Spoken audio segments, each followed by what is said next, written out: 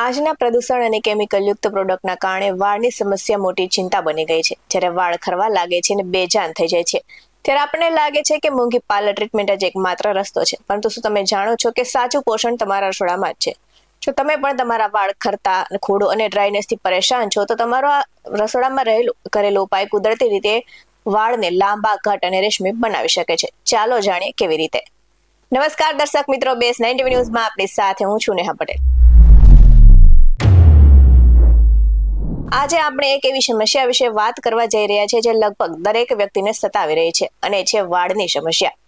તો આજના સમયમાં પ્રદૂષણ, સ્ટ્રેસ અને બદલાતી ખાવાની આદતોના કારણે વાળમાં ખોડો, ડ્રાયનેસ અને વાળ ખરવા જેવી સમસ્યાઓ સામાન્ય બની છે.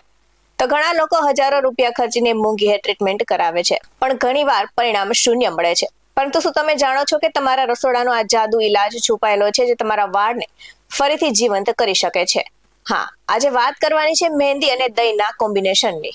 તો સૌપ્રથમ સમજીએ કે આ બંને વસ્તુઓ શા માટે અસરકારક છે. તો મહેંદી માત્ર રંગ આપવાનું કામ નથી કરતી, પરંતુ તે પ્રોટીન અને વિવિધ વિટામિન્સનો ભંડાર છે અને વાળના મૂળને મજબૂત બનાવે છે.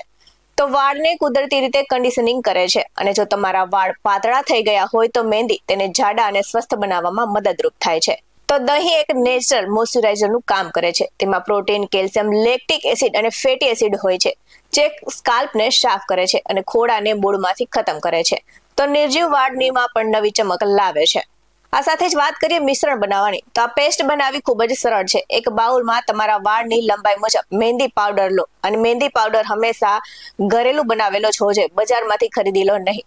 આ સાથે જ તાજી દહીં ઉમેરી અને તેને બ્રશ અથવા તો ચમચી વડે બરાબર મિક્સ કરો, અને ધ્યાન રાખો કે પેસ્ટ બહુ જાડી કે બહુ પાતળી ન હોવી જોઈએ, જેથી તે વાળમાં સરળતાથી લગાવી શકાય. અને આ મિશ્રણને સ્મૂધ થાય ત્યાં સુધી હલાવો. હવે આ પેસ્ટને તમારા વાળના મૂળથી લઈને છેડા સુધી સારી રીતે લગાવો, અને આ સાથે જ ઓછામાં ઓછા 30 મિનિટ કે 1 કલાક સુધી રહેવા દો. જ્યારે પેસ્ટ થોડી સુકાઈ જાય ત્યારે તેને હળવા શેમ્પૂ અને સામાન્ય પાણીથી ધોઈ નાખો. આ સાથે જો તમે કેમિકલયુક્ત કન્ડિશનર વાપરવાનું ટાળવા માંગતા હોય તો આ કુદરતી ઉપાય તમારા માટે બેસ્ટ છે. અને આ મિશ્રણમાં નિયમિત ઉપયોગથી ઘણા બધા ફાયદા પણ થાય છે. ત્યારે વાળ મજબૂત બને છે અને ખરતા અટકે છે. તો વાળમાં કુદરતી ચમક અને આ સાથે જ સોફ્ટનેસ આવે છે. તો ખોડાની સમસ્યા કાયમી ધોરણે દૂર થાય છે અને વાળ રેશમી અને મુલાયમ બને છે. આવા જ વધુ અહેવાલ સાથે ફરી મળતા રહીશું. તમે અમારી યુટ્યુબ ચેનલને સબસ્ક્રાઇબ કરવાનું અને અમને ફેસબુક અને ઇન્સ્ટાગ્રામ પર ફોલો કરવાનું ભૂલશો નહીં. બાકી નવી અપડેટ્સ મેળવવા માટે આપ જોતા રહો બેસ 90 ન્યૂઝ. અહીં આપવામાં આવેલી જાણકારી વિવિધ નિષ્ણાતોના જણા પર આધારિત છે. બેસ 90 ન્યૂઝ આવી કોઈ પુષ્ટિ નથી કરતું. નમસ્કાર.